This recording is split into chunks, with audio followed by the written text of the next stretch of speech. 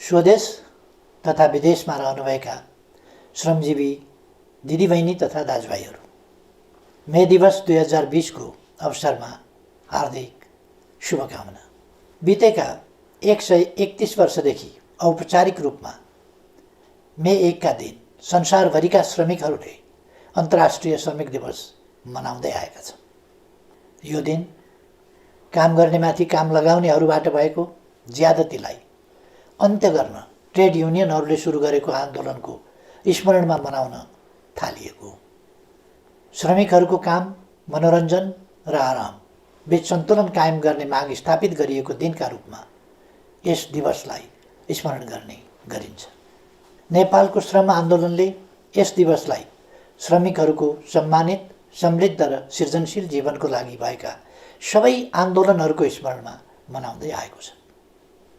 पछिल्ला केही वर्ष यता हामीले यस दिवसलाई नेपाली श्रमिकहरूको एकता र उपलब्धिको उत्सवका रूपमा पनि मनाउँदै आएका छौँ। हरेक वर्ष श्रमको संसारमा भएका उपलब्धिहरूको चर्चा गर्ने र गर्न बाँकी कामहरूलाई पुरा गर्ने अठोट गर्ने दिनका रूपमा पनि मे 1 लाई लिँदै आएका छौँ। तर यस वर्षको मे दिवस हामीहरू भिन्न रूपमा मनाउँदैछौँ। कोरोना भाइरसको महामारीका कारण हाम्रो श्रमको संसार अहिले लकडाउनमा छ। मैले पहिले पनि भनेको छु, अहिले यति बेला विश्वभरिका कोरोना प्रभावित 210 मुलुकमा जस्तै हाम्रो देशको पनि उत्पादन प्रणालीको कडी टुटेको छ। हाम्रा सृजनशील हातहरू यतिखेर लकडाउनमा छन्। हाम्रो श्रमको प्रतीक्षामा रहेका उत्पादनका साधनहरू पनि लकडाउनमै छन्। अहिलेको लकडाउन विश्वव्यापी हो र यो बाध्यकारी रहेको छ। कोरोना भाइरसका कारणले यसलाई स्वीकार्नु परेको बाध्यता हाम्रा अगाडि छ। यसले निर्माण, रोजगारी र उत्पादनमा पारेको प्रतिकूल प्रभावको अवस्थाले श्रमजीवी वर्गको बुझाइ जस्तै श्रम र उत्पादनको सम्बन्ध एवं त्यसको महत्त्वलाई सबै वर्गले गम्भीरताका साथ बुझ्ने नयाँ परिस्थिति पनि निर्माण भएको छ। श्रम आधारभूत कुरा हो र जीवन प्रमुख कुरा हो। श्रम बिनाको पुँजी र प्रविधि पनि अर्थहीन हुन्छ भन्ने आजको यथार्थले स्पष्ट पारेको छ। उद्योग व्यवसाय बन्द हुँदा आम्दानी घटेका, स्वदेशमा कार्यरत सबै प्रकृतिका श्रमिकहरूका कष्टकर जीवनप्रति म अत्यन्तै दुखी छु। 1 दशकको हिंसात्मक द्वन्द्वका कारण गाउँको रोजगारी खोसिँदा सहर बजार पसेका, तर सहर बजारले रोजगारी दिन नसक्दा परदेश भासिएका लाखौँ नेपाली युवा श्रमिकहरू विभिन्न मुलुकमा कार्यरत छन्। युवाहरू विदेशिने यी र अन्य विभिन्न बाध्यकारी परिस्थिति तथा प्रवृत्ति पनि छन् र अहिले कोरोना भाइरसको महामारीका कारण न कार्यरत मुलुकमा रम्न सकिने न त स्वदेश फर्किन सकिने चेपुवामा श्रमिकहरू परिरहेका छन्। यसबाट सिर्जना भएको पीडाप्रति म जानकार तथा संवेदनशील छु। यस अप्ठ्यारो घडीमा स्वदेश तथा विदेशमा रहनुभएका सम्पूर्ण श्रमजीवी नेपाली दिदीबहिनी तथा दाजुभाइहरूमा हार्दिक ऐक्यबद्धता जाहेर गर्दछु। दिदीबहिनी तथा दाजुभाइहरू, विगत 2 वर्षदेखि हाम्रो अर्थतन्त्रले तीव्र विकासको लय समातेको थियो। सरकारको संयोजनमा उद्यमी तथा श्रमिक दुवै पक्षबीच उच्च समझदारी कायम रहेको थियो। त्यही समझदारीका कारण श्रमिकको न्यूनतम पारिश्रमिक इतिहासमै उच्च अर्थात् 39% वृद्धि भएको थियो। नियमित जस्तो औद्योगिक द्वन्द्वको पीडा झेलिरहेको नेपाली श्रमको दुनियाँमा हडताल र तालाबन्दी सबैले बिर्सिसकेको नमिठो सपना जस्तो भइसकेको थियो। हाम्रो आर्थिक वृद्धि दोहोरो अङ्कको लक्ष्य हासिल गर्नेतर्फ लम्किएको थियो। सरकारले श्रम क्षेत्रमा पहिलो वर्षको तुलनामा दोस्रो वर्ष झन्डै दोब्बर बजेट वृद्धि गरेको थियो। दक्ष जनशक्ति निर्माण, रोजगारी सृजना, सामाजिक सुरक्षा र सुरक्षित तथा सुलभ वैदेशिक रोजगारीका 4 लक्ष्यमा आधारित विभिन्न कार्यक्रमहरू श्रम, रोजगार तथा सामाजिक सुरक्षा मन्त्रालय मार्फत सञ्चालनमा आएका थिए। यी 2 वर्षको अवधिमा प्रधानमन्त्री रोजगार कार्यक्रम मार्फत 22 लाख श्रमदिन बराबरको रोजगारी सिर्जना गरिएको थियो। श्रमिकको पारिश्रमिक बैंक मार्फत भुक्तानी गर्ने र काम गर्दाको समयमा वा सेवानिवृत्त भएपछिको जीवनलाई सुरक्षित गर्न योगदानमा आधारित सामाजिक सुरक्षाको सुरुवात गरियो। 1 वर्षमा कम्तीमा 100 दिन बराबरको रोजगारी प्रत्याभूत अर्थात् ग्यारेन्टी गरियो। विभिन्न मुलुकसँग श्रम सम्झौता गर्ने र प्रविधिमा आधारित सरल श्रम सम्बन्धी सेवाहरू थालियो। बेरोजगार लक्षित सिप विकास र उद्यमशीलता प्रवर्धन कार्यक्रम सञ्चालन गरियो। उच्च शिक्षा हासिल गरेका युवाहरूको लागि शैक्षिक प्रमाणपत्र धितोमा राखेर 5% ब्याज अनुदानमा 7 लाखसम्म ऋण उपलब्ध गराउन थालिएको थियो। तर यस मे दिवसको सङ्घारमा आज हामी कोरोना महामारीका विरुद्धको युद्धमा होमिएका छौँ। तत्कालको लागि हाम्रो प्रयास यस महामारीले सिर्जना गरेको समस्या सामना गर्नेतर्फ केन्द्रित छ। यतिखेर सरकार कोरोना सङ्क्रमणको रोकथाम, पहिचान, परीक्षण र उपचारमा लागि परेको छ। यसमा कमी नआओस् भनेर नै यस महामारी विरुद्धको यस युद्धमा संलग्न सबैका लागि 25 लाख रकम बराबरको बिमा गरिएको छ। व्यक्तिगत सुरक्षा उपकरणको व्यवस्थाका साथै उनीहरूको भत्तामा 100% सम्म थप गरिएको छ। लकडाउनको अवधिको पारिश्रमिक कायम गर्न र महिला स्वास्थ्य स्वयंसेवीकालाई एकमुष्ट 1500 रुपियाँ थप भत्ताको व्यवस्था गरिएको छ। सामाजिक सुरक्षा कोषमा आबद्ध सम्पूर्ण श्रमिकहरूको आयमा कमी नआओस् भनेर नै प्रत्येक श्रमिकको योगदान बराबरको रकम सरकारले नै कोषमा जम्मा गरिदिएको छ। सामाजिक सुरक्षा कोषमा योगदान गर्दा लाग्ने दोहोरो करको व्यवस्था हटाइएको छ। विद्युतको उपभोगमा सहुलियतको व्यवस्था गरी सुलभ मूल्यमा इन्डक्सन चुलोको व्यवस्था समेत गरिएको छ।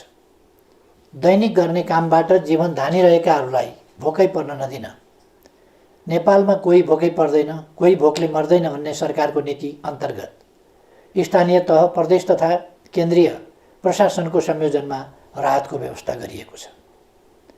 श्रमजीवी दाजुभाइ तथा दिदीबहिनीहरू, म ठान्दछु श्रमजीवी वर्ग भनेको दुःख गर्न सक्ने तर सुखको सपना देख्ने वर्ग हो, परिवर्तनको संवाहक हो र सबै आत्तिएको बेला ढाडस दिन सक्ने अनि आफै अघि सरेर समस्याको सामना गर्न सक्ने वर्ग श्रमजीवी वर्ग हो।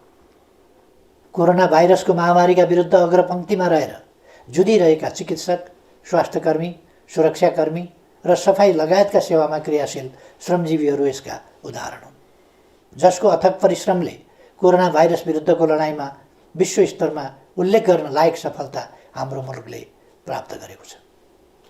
हालसम्म यो महामारी समुदाय स्तरमा फैलिनबाट रोकिनु र कुनै पनि मानवीय क्षति नभएको गरिबीको रेकर्ड कायम रहनु सन्तोषको विषय हो। आफैलाई जोखिममा पारी अरूको जीवन रक्षामा संलग्न उहाँहरू सबैको म उच्च प्रशंसा गर्न चाहन्छु। मलाई थाहा छ अवधिको हिसाबले यस वर्ष श्रमिकहरूको न्यूनतम पारिश्रमिक पुनरावलोकन गर्नुपर्ने वर्ष हो। तर तपाईँ हामी सबैलाई थाहा छ अहिले परिस्थितिले हामीलाई साथ दिइरहेको छैन। 8.5% को आर्थिक वृद्धिको उच्च आकाङ्क्षाका साथ अघि बढेका हामीहरू 3% वा त्यसभन्दा कमको आर्थिक वृद्धिमा खुम्चिन पो पर्ने हो कि भन्ने अवस्थाले गम्भीर बनेका छौँ। मैले पहिले पनि भनिसकेको छु, हाम्रो जीडीपीको झन्डै 4% यस महामारीका कारण क्षति भइसकेको छ। विश्व स्तरमा तुलनात्मक रूपमा हेर्ने हो भने रोजगारी र अर्थतन्त्रको अहिलेको अवस्था अघिल्लो शताब्दीको महामन्दीमा जस्तै वा त्योभन्दा पनि भयावह हुने आकलन गर्न थालिएको छ। सन् 1930 को दशकमा भएको महामन्दीमा काम गर्ने उमेर समूहका कुनै औद्योगिक मुलुकमा 23% र कतिपयमा 33% सम्म बेरोजगार भएका थिए। यस महामारी पछिको पहिलो 4 महिनामा नै 20औं शताब्दीको त्यस दशकको भन्दा ज्यादा श्रमजीवीहरू बेरोजगार भइसकेका छन्। महामन्दीको त्यस समयमा सिङ्गो 1 दशकमा कुल गार्हस्थ्य उत्पादनमा जति सङ्कुचन आएको थियो, यस महामारीको पहिलो 4 महिनामा ती विकसित अर्थतन्त्रमा त्यसको झन्डै 3 गुणा बढी सङ्कुचन आएको छ। तर घरमुलीले अनिकालमा पनि परिवारलाई भोकै राख्दैन, रुखो सुखो भरण पोषणको जोगावट गर्छ र व्यवहार चलाउँछ। तपाईँहरूको यस प्रधानमन्त्रीले नेतृत्व गरेको सरकारले पनि उपलब्ध स्रोत र साधनले भ्याएसम्म सुविधाको जोगावट गर्छ। कसरी? अबका हाम्रा सबै प्रयास स्वस्थ नागरिक, सिपयुक्त नागरिक, मर्यादित काम र सामाजिक सुरक्षातर्फ केन्द्रित हुनेछ। भूकम्पपछिको यस दशकलाई हामीले पुनर्निर्माणको दशक भने चाहिँ अबको हाम्रो पहिलो लक्ष्य कोरोनाबाट हाम्रो समाजलाई मुक्त बनाउनु हुनेछ। यसभन्दा अघिल्ला सम्बोधनहरूमा पनि मैले चर्चा गरेको थिएँ। यस महामारीले जनस्वास्थ्यको क्षेत्रमा हाम्रो अभिगत उदाङ्गो पारिदिएको छ। जसरी 20औं शताब्दीको महामन्दीले पुँजीवादी प्रणालीको चरित्र नै फेर्ने गरी अर्थव्यवस्थामा कल्याणकारी आयाम थप्न विकसित मुलुकलाई बाध्य पार्यो, यस महामारीले हामीलाई स्वास्थ्य संरचनामा थप लगानी गर्न प्रेरित गरेको छ।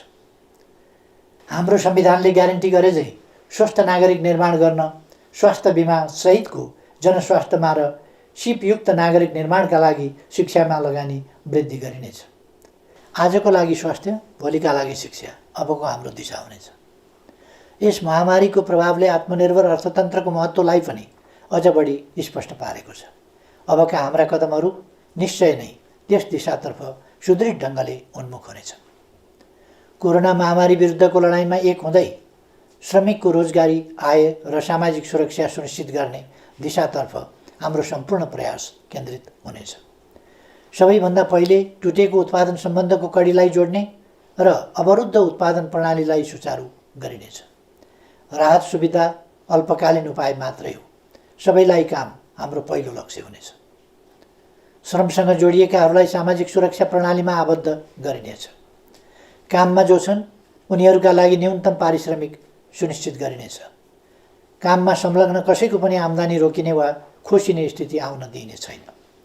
सङ्घ, प्रदेश र स्थानीय तहमा श्रम प्रदान प्रविधि परिचालनको प्रबन्ध गरिनेछ। श्रम र प्रविधिको संयोजन तथा ज्यालासहित जनसहभागिताको विकास मोडेल अवलम्बन गरिनेछ। वैदेशिक रोजगारीबाट फर्किएकाहरूलाई उनीहरूले हासिल गरेको दक्षता अनुरूपको स्वरोजगारी सृजना गर्न सरल कर्जा र प्रविधि हस्तान्तरणको प्रबन्ध गरिनेछ। स्वदेशमा रहेका वा विदेशमा रोजगारीमा जान नपाएकाहरूलाई प्रधानमन्त्री रोजगार कार्यक्रममा जोडिनेछ। विभिन्न मन्त्रालय, निकाय र सार्वजनिक संस्थाहरू मार्फत सिर्जना भएका कामका अवसरहरू नेपालीलाई नै सुनिश्चित गर्ने व्यवस्था मिलाइनेछ। यस सन्दर्भमा हाम्रा श्रमिकहरूमा रहेको सिपको खाडलका कारण हुन सक्ने श्रमिकहरूको अभावलाई सम्बोधन गर्न प्राविधिक शिक्षा तथा व्यावसायिक तालिम परिषद र श्रम तथा सिप तालिम सम्बन्धी सबै निकायका कार्यक्रमहरूलाई एकीकृत रूपमा परिचालन गरिनेछ। सिपको अन्तरलाई सम्याउन आवश्यक परेमा सबै पालिका तहमा छोटो अवधिका घुम्ती तालिम शिविर समेत सञ्चालनमा ल्याइनेछ। हाम्रो युवा जनसङ्ख्याको जनसाङ्ख्यिक लाभलाई अधिकाधिक सदुपयोग गरिनेछ। त्यस्तो युवा जनशक्ति जुन उत्पादक जनशक्ति हुनेछ, त्यस्तो उत्पादक जनशक्ति जुन सिपयुक्त र पुँजीसहितको प्रविधियुक्त हुनेछ, त्यस्तो युवा शक्ति जुन अन्वेषण र व्यावसायिक ज्ञानयुक्त हुनेछ। कृषिको आधुनिकीकरण र व्यावसायीकरण मार्फत समेत उत्पादन र रोजगारी वृद्धि गरिनेछ। जमिन नहुने श्रमिकहरूका लागि भूमि बैङ्कलाई कार्यान्वयनमा ल्याई त्यसैको माध्यमद्वारा भूमिको व्यवस्था गरिनेछ। बैङ्कहरूबाट सुलभ कर्जाको बन्दोबस्त गर्ने र सरकारद्वारा सिप तालिमको प्रत्याभूति गरी समन्वयात्मक ढङ्गबाट कामलाई अघि बढाइनेछ। विगतका जनआन्दोलन र द्वन्द्वकालका युवा तथा अरू घाइतेहरू अझै पनि उपचारविहीन अवस्थामा रहिरहेका छन्। तिनको उपचारका लागि सरकारले पटक पटक गरेका आह्वान र प्रयासहरूको सन्देश उचित रूपमा सम्प्रेषण हुन सकेन। म आह्वान गर्दछु सम्पूर्ण घाइतेहरू प्रशासनको सम्पर्कमा आउनुहोस्। अब आफ्नो शरीरमा गोली र छर्रा बोकेर नबस्नुहोस्। उपचारको प्रबन्ध सरकारले गर्छ।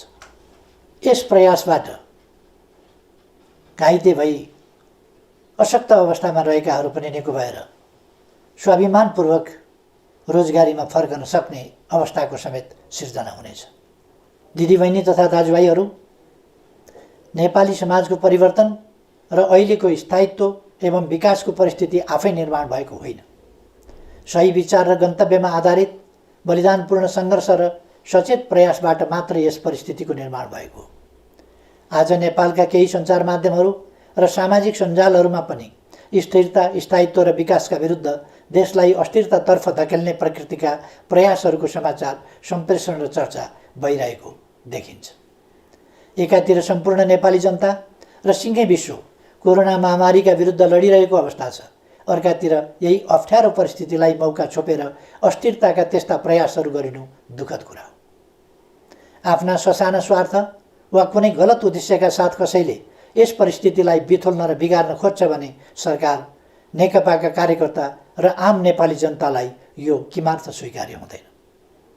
त्यस्ता प्रयासलाई सफल हुन दिइने छैन भन्नेमा म सबैलाई आश्वस्त पनि पार्न चाहन्छु। नेपालको राजनीतिक आन्दोलनले ट्रेड युनियन आन्दोलनलाई वैचारिक नेतृत्व गरिरहेको छ, तर नेपाली ट्रेड युनियन आन्दोलनले राजनीतिक आन्दोलनलाई धेरै कुरा सिकाएको छ। अप्ठ्यारोमा नहड बनाउने, अनिकालमा मिलेर बिउ जोगाउने, सहकालमा भएका नाफाको न्यायोचित वितरणमा सामाजिक संवाद गर्ने अनि विविधताबीच एकता कायम गरी अघि बढ्ने। ट्रेड युनियनले हामीलाई सिकाएको छ आपसी एकता र युनियन बनाउने भनेको भर्याङको खुड्किलो थपे जस्तै हो। तल्लो खुड्किलो बलियो भए मात्रै माथि पुगिन्छ। त्यसैले तल हेरौँ, माथि मात्रै होइन। त्यसैले म भन्न चाहन्छु, आजको अप्ठ्यारो घडीमा मिलेर अघि बढ्नुपर्छ युनियन जस्तै। हामीले आफ्ना आकाङ्क्षाको आकाशतिर माथि मात्र होइन, जनता भएतिर तल पनि हेर्नुपर्छ युनियनले भने जस्तै। कमी कमजोरी भए सच्याउनुपर्छ, तर अराजक होइन, अनुशासित हुनुपर्छ। समयको ख्याल गर्नुपर्छ, आफैलाई घात गर्ने होइन, इमान्दार बन्नुपर्छ युनियनले भने जस्तै। यस प्रसङ्गमा नेपालका मान्यता प्राप्त ट्रेड युनियनहरूले निर्माण गरेको उनीहरूको साझा संस्था जेटियुसीलाई म स्मरण गर्न चाहन्छु र यसको छाताभित्र समेटिएका सबै ट्रेड युनियनहरू, तिनमा आबद्ध श्रमिकहरू र सम्पूर्ण श्रमजीवी जनसमुदायहरूलाई यस वर्षको मे दिवसको अवसरमा म हार्दिक शुभकामना व्यक्त गर्दछु। धन्यवाद।